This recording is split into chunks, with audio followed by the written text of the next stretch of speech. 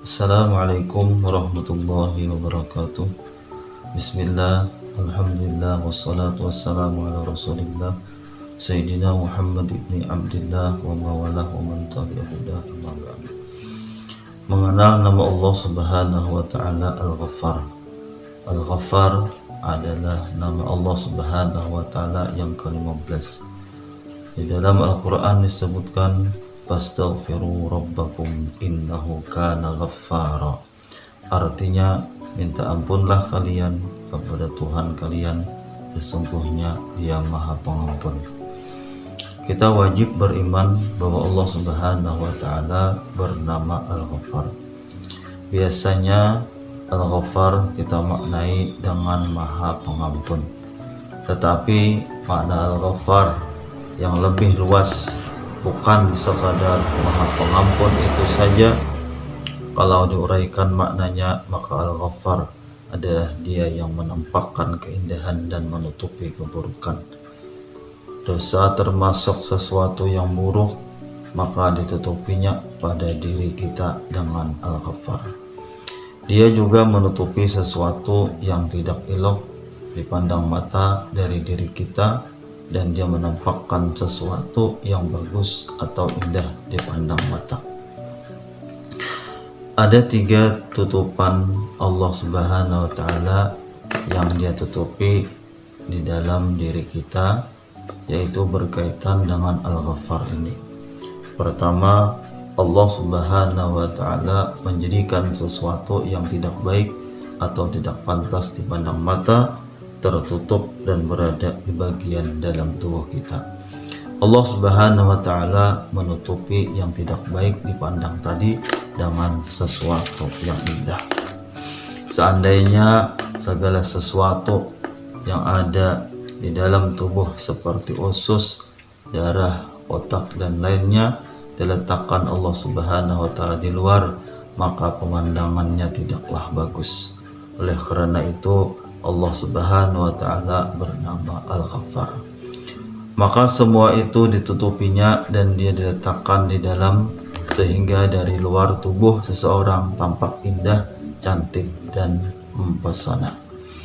Kedua, Allah Subhanahu wa ta'ala menjadikan geritek hati manusia yang tidak baik tersimpan di dalam hati, tidak berbakas di luar. Terkadang ada iri di hati, ada dengki dan niat tidak baik kepada orang lain dan lain-lainnya. Kalau semuanya itu dibukakan oleh Allah Subhanahu wa ta'ala, orang akan lari, bahkan istri dan anak pun akan menjauh melihat isi hati kita yang tidak baik itu, dan mereka tidak akan mau berteman dengan kita. Dengan namanya Al-Ghaffar, Allah Subhanahu wa ta'ala menutupi semua itu sehingga orang lain tidak tahu. Ketiga, Allah Subhanahu wa ta'ala menutupi dosa-dosa kita dengan ampunannya. Dia memberikan keampunannya kepada orang-orang mukmin di akhirat nanti, karena Dialah Al-Ghaffar. Al-Ghaffar adalah salah satu nama Allah Subhanahu wa ta'ala yang apabila orang-orang yang sudah mengerti maknanya, maka akan membuat senang hatinya. Apabila mendengar ucapan Al-Ghaffar, menjadi lapang hatinya, karena ia tahu bahwa Allah Subhanahu wa ta'ala Maha menutupi segala yang tidak baik pada dirinya. Bagaimana cara Allah Subhanahu wa ta'ala memberikan ampunan?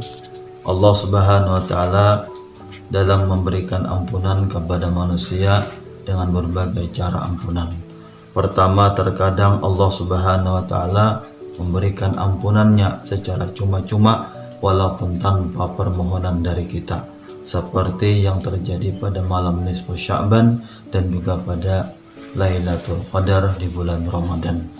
Semua orang berhak mendapat ampunan tersebut asal tidak termasuk dalam 10 golongan ini, yaitu pertama, musyrik atau mensyirikatkan sesuatu dengan Allah Subhanahu wa ta'ala.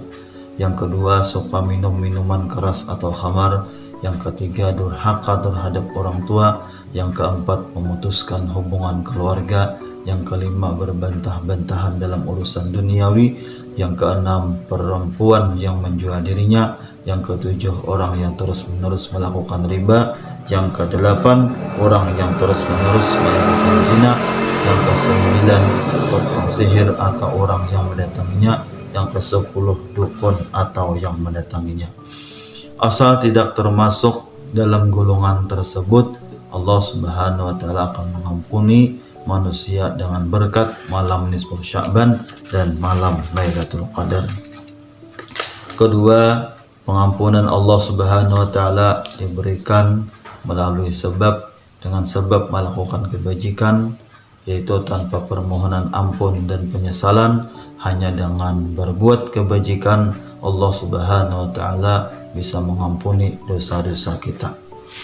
Firman Allah Subhanahu wa taala, innal hasanati yudhibnas sayiat, yang artinya sesungguhnya kebaikan-kebaikan itu menghapus segala kesalahan-kesalahan. Kemudian yang ketiga, ada lagi cara Allah Subhanahu wa taala mengampuni dosa-dosa hambanya, yaitu dengan persyaratan yang berat seperti dosa orang yang zalim terhadap rakyatnya, korupsi, mencuri, khianat, durhaka pada orang tua, dan lainnya. Dosa-dosa itu bisa diampuni oleh Allah Subhanahu wa taala apabila pelakunya minta halal terlebih dahulu kepada orang yang berkaitan dengannya. Yang keempat, Allah Subhanahu wa taala bisa mengampuni dosa hambanya, tetapi dengan syarat mengucapkan dua kalimat syahadat. Cara pengampunan Allah Subhanahu wa taala seperti ini, yaitu pada dosa-dosa makhluk yang berakibat syirik. Dosa seperti ini tidak cukup hanya dengan istighfar dan menyesalinya, ataupun hanya dengan berbuat kebaikan saja. Akan tetapi ia harus kembali untuk memperbaharui syahadatnya. Kalau seseorang sudah beriman dengan Al-Ghaffar, maka akan membuahkan akhlak mulia di dalam dirinya, yaitu bisa menjadi Al-Ghaffar Majazi, yaitu Abdul Ghaffar. Ia selalu menutupi dosanya dan dosa orang lain. Ia selalu menyembunyikan keaibannya dan keaiban orang lain, tidak mau membuka dari makhluk Allah Subhanahu wa taala kecuali yang baik yang ada pada makhluk itu. Makhluk tidak bisa lepas dari kekurangan dan kesalahan siapapun ia selain Rasulullah SAW dan orang-orang yang disucikan oleh Allah Subhanahu wa taala. Maka siapa yang bisa melihat kelebihan orang lain dan menutupi kekurangan orang lain, maka ialah orang yang benar-benar beriman dengan Al-Ghaffar, dan ia berhak menjadi Abdul Ghaffar. Wallahu a'lam bishawab. Semoga bermanfaat. Assalamualaikum warahmatullahi wabarakatuh.